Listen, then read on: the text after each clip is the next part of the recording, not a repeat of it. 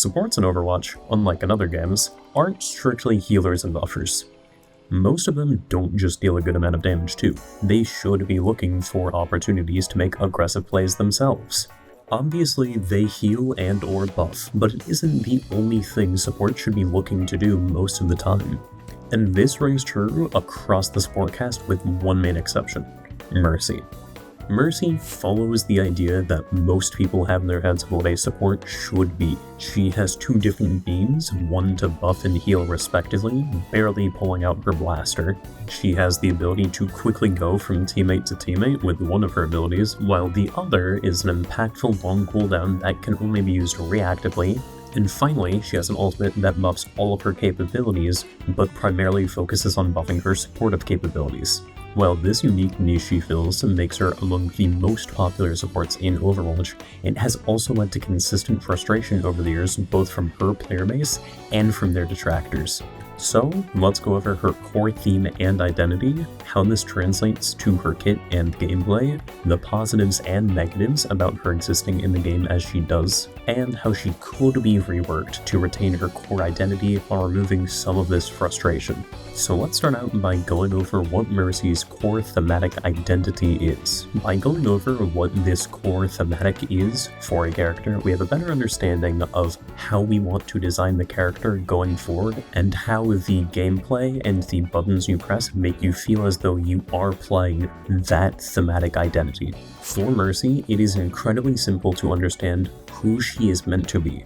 Mercy is meant to be a medic. She is meant to be a literal and figurative guardian angel. What Mercy isn't meant to be is any sort of fighter, as she is purely meant to focus on healing and helping her allies. Only as a last resort will Mercy end up fighting to either protect herself or her allies, and this is accomplished in lore, and thus should be translated to her gameplay as well. So next up, we have Mercy's kit, and let's start off simple with both her Caduceus staff and blaster. The Caduceus staff has two beams, as I mentioned earlier. One is the yellow healing beam, and the other is the blue damage beam. Her other weapon is the Caduceus blaster, and while it does do decent damage, it really shouldn't be used that often because her damage output isn't particularly great. It isn't terrible by any means, but the slow projectile speed makes it pretty bad at range. Given that the blaster isn't that effective, most Mercies will find themselves using the yellow or blue beam on an ally for most of the match.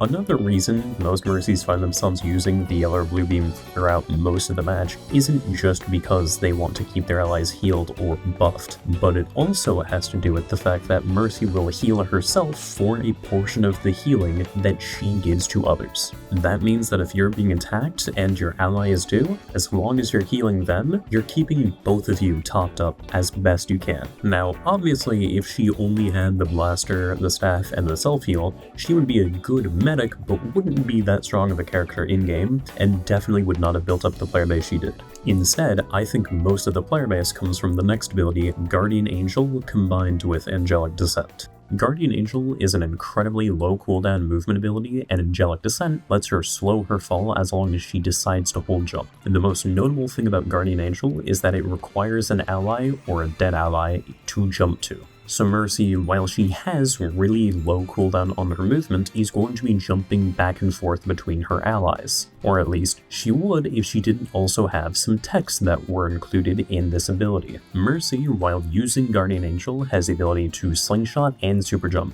And while this does add some time to the cooldown, it gives her much more freedom of movement. Guardian Angel and the techs it has is the most fun part of Mercy's kit, and for me, the only fun part. I genuinely go into Mercy parkour on my own just because I think it's fun to jump around like this. It's also really cool that she effectively has unlimited movement as long as she has allies to jump to, but as soon as she doesn't have any allies, she's kind of a sitting duck. You might have noticed that this is a bit of a running theme for Mercy. On her own, not good. But with allies, she's great, which accomplishes the whole goal of being a medic that uses her allies in order to be the best version of herself. Next up, we have what is probably the most controversial ability in Overwatch of all time, Resurrect. Resurrect has an incredibly long cooldown, a much longer cast time than anything else in the game because of how impactful the ability to bring one ally back to a fight is. When I said that Mercy was both a literal and metaphorical guardian angel, I wasn't just referring to her ability literally called this. She's able to bring people back from the dead. Despite the incredibly long cooldown, it literally takes between fights in order to get it back. Resurrect is the most obviously frustrating part of Mercy's kit for her enemies. As the team that is playing against the Mercy, it feels really frustrating to have gotten a pick and to just hear a res go off and not be able to punish it. As a Mercy, it feels really rewarding in order to get the res off, especially in tense team fights. While there is absolutely a risk-reward for going for it, most of the time Mercies are going to get the resurrects off during pre-fights, or the poke phase of a fight, whatever you want to call that, and it just feels bad to have gotten a pick, but not be able to do anything about Mercy pressing a button. It just kind of feels as though if they had picked any other support, that could have been a one fight off of that early pick, but because they're on Mercy, they just click Resurrect and their teammates back. Without harping on this ability anymore, let's go on to her final ability, her ultimate, Valkyrie. Valkyrie is one of the longest, if not the longest lasting ultimate in Overwatch, and it buffs her capabilities to insane heights. She has free flight, constantly heals herself, infinite ammo, and doubled blaster speed. She's able to just straight up move faster, and her staff chains to allies, and the healing is bumped up by 5 healing per second. It's frankly absurd how much of a buff Valkyrie is for Mercy's kit,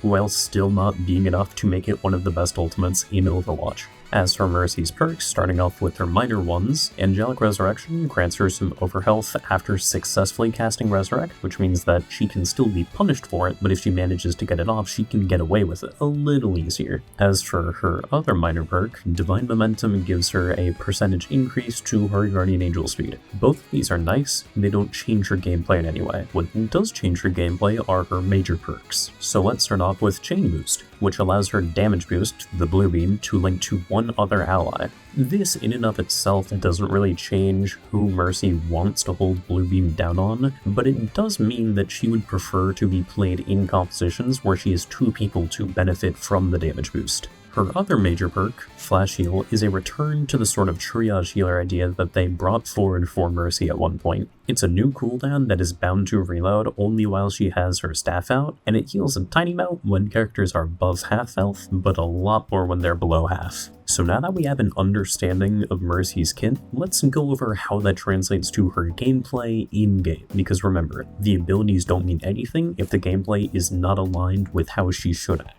When it comes to Mercy's dependency on allies, they did a perfect job of making sure that she does not generally want to get her hands dirty and wants to have her allies do the dirty work for her. As far as I can tell, there are basically two main playstyles that most Mercies will fall into, and then there's one for the psychotic Mercies who decide to run and gun the entire time. Power to you. The movement's fun, gun is okay, it's just not optimal. Now, let's start off with what I believe to be the more fun gameplay loop for Mercies, which is being a Sky Rat medic that jumps around from person to person. And I'm not just calling her a rat because she's annoying, I mean she is hard to hit like a rat is in real life. Seriously, trying to hit one, not easy, and they want nothing to do with you, they're just gonna try to run away from you. That's why I'm calling her a Sky Rat. For this gameplay loop, you'll generally try to observe the battlefield at all times using all of your movement tech. Then after observing, you'll probably notice that someone on your team could use help, whether that be healing or a damage boost. You'll help them however you can, and then you'll jump back to safety, rinse, repeat. While, especially as a Winston, I will say that this gameplay loop is annoying. That's just because I can't really hit you. I have nothing against it though, because Mercies are using their movement to their fullest. You are observing who needs help and you're going to them. This is what Mercy should be, at least in my opinion. Mercy is dependent on her teammates to get the most out of her kit, and her teammates appreciate the buffs and heals that Mercy provides. The other gameplay loop is what I think makes Mercy truly insufferable to deal with. The pocket playstyle. The pocketing playstyle for Mercy is truly problematic because all she does is really pay attention to one of her allies and ignores everyone else unless it's truly necessary to help them. Not only do I think the pocketing playstyle is more harmful, but I also think it minimizes what Mercies find fun about the character, which is the movement, since you don't want to move unless you really have to. One key exception as a pocket partner that still has you move a lot is Pharah, but instead of just staying behind cover, you're just in the sky where you're unaffected by a lot of damage due to fall off. The Mercy pocketing playstyle disincentivizes interaction for the Mercy, for the pocket DPS, and for the team dealing with the pocket. It is because of this playstyle that Mercy lends herself to boosting as much as she does. Because one person, the one getting boosted, can just lock in Mercy, focus on staying alive and healing and damage boosting their partner, while the booster can just focus on landing shots and killing everyone because they have a damage boost and healing beam attached to them the entire game, and if they die, there's a good chance they'll just get resurrected. That whole section's a little too much of a downer, so let's focus on the positive aspects that Mercy brings to the game. The main one that I can think of is that she truly fills a niche that no other character does. She is the only full medic, healer, support, whatever you want to call it, in the game. Obviously, not all supports are healers, or even primarily focus on healing. So Mercy just kind of fills that niche, which is just to heal and help their team. Obviously, there's a large portion of the player base that gets enjoyment from helping their team, not necessarily doing all of the hard work themselves. Most other supports should have a decently high amount of damage. Sometimes people just don't want to do that. They just want to help their team. Most people aren't picking Mercy for her gun, they're picking her for her supportive capabilities. Another positive aspect is just how popular Mercy is. Mercy from Overwatch is very well known to a lot of people, not just Overwatch players. But she is also incredibly popular within the Overwatch player base, even if she does drop off in pick rate from quick play to comp. This next little bit is still a part of the positive aspects, but it's a little bit of a rant, so here's your warning, timestamp on screen.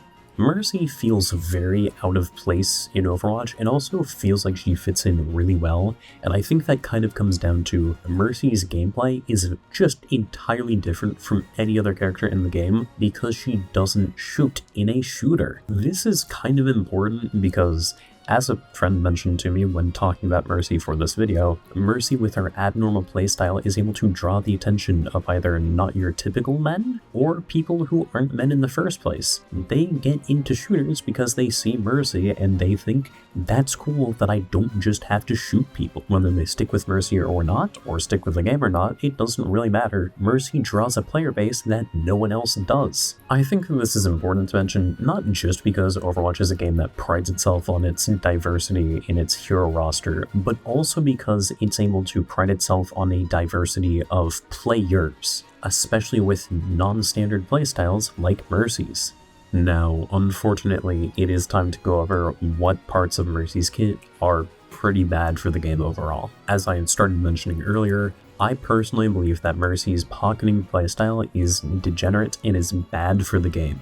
Mercy's pocketing playstyle existing makes boosting easier, and I don't think that that's good for any competitive game to have boosting be even remotely viable. While this might just be me being subjective here, I don't know anyone who enjoys playing into a Mercy pocketed hit scan or flyer. They can already be kind of annoying, but with a Mercy pocket, it exacerbates the problem, and even if you do manage to deal with them somehow, they either get healed or resurrected. Now, I think the other unhealthy aspect is Resurrect, and I already mentioned this earlier, but Resurrect has been nerfed repeatedly. It used to be an ultimate, now it's an ability, and that ability has gotten nerfed countless times. And while yes, it is one of the only ways for Mercies to truly feel like they're having an impact within a fight, there are probably some other tangible ways for Mercies to feel as though they're having an impact in a fight. And that right there is a perfect segue to the actual rework ideas. So, while remembering that we need to make sure that Mercy stays a medic and is generally not in the middle of a team fight, how can we remove some of these toxic gameplay patterns that appear in Mercy's current design? So really quickly, before I talk about what I think Mercy's finalized design could be, I'm just going to mention a bunch of stuff that I thought of while coming up with different designs for Mercy's kit. One ability that Spilo mentioned, or at least least he's the first reference I know that mentioned this, is giving the healing beam the ability to overheal. This would mean that Mercy would have the ability to, in the pre-fight, decide whether or not they just want to buff their allies using the damage boost, or if they want to give them some extra health at the risk of it not lasting the entire time. Some specifics that I at least thought of is that the Overhealth should have individualized durations. It shouldn't stack in the same way Ventures or Doomfist does,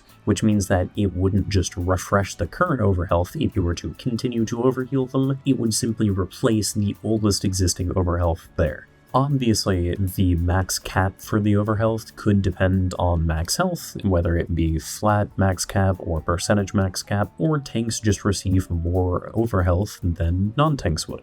Damage Boost does have its own host of problems, specifically when it comes to breakpoints, but it feels really good for Mercies to use the Damage Boost, so its replacement would have to provide the same dopamine hits that Damage Boost does currently. Some replacements that I've thought of for the Damage Boost would include either an attack speed beam or a cooldown reduction beam. The attack speed beam is fairly self-explanatory, would allow Mercy to provide the same DPS, but would force the DPS to actually hit more shots. It would also probably buff reload speed by about the same, if not a little more, just to account for the extra shots that would be going through. This would allow Mercy to buff supports like Baptiste or Ana in order to let them heal their team faster, or it could be used on characters like Bastion, Soldier, and Sim in order to provide them with a similar-ish damage boost to damage boost currently, without it actually breaking breakpoints that Helix Rocket or Flora Rockets would. The main issue with an attack speed boost compared to a damage boost is for damage boost you don't have to change anything about your playstyle, whereas an attack speed boost you have to take into account the fact that you can shoot faster. As for the cooldown reduction beam, it could be percentage based, where it starts at 10% of the remaining cooldown reduction down to 0 over a short period of time. That way you can't just hold it down to give people, their bubbles back really quickly. Part of the issue with this, though, would be that how exactly do you get the same sort of feedback that you did something good, other than just kind of knowing you gave someone a cooldown faster? It's impactful,